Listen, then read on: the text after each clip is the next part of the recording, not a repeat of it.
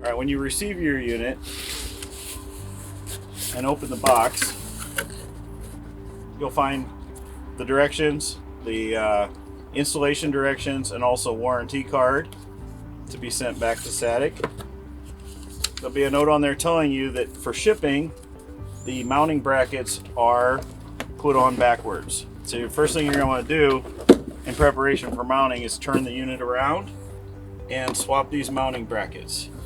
And it's as simple as taking out the 2 screws, flipping the unit 180 degrees so that the tabs face out, and put the screws back in. Just hand tight. You don't want to torque these. It potentially crack the plastic if you over torque these, so you don't want to use an impact tool on these. Once you've done both brackets, the unit is ready to mount.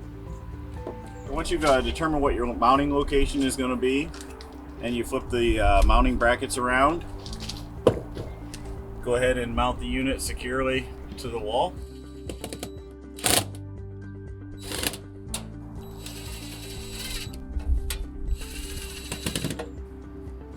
You're going to run your conduit into your panel.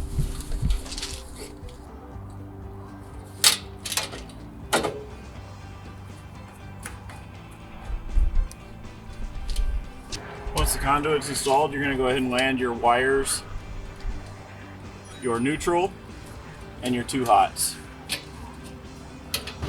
Then we'll land our breaker, snap it into place. We're using a 20 amp breaker, and the unit is ready to turn on. To check your system to make sure that everything's working correctly, you're going to take out these screws out of the lid, pull the cover off. You'll notice 2 blue LED lights. That tells you that the unit is working as designed. Everything's working like it's supposed to.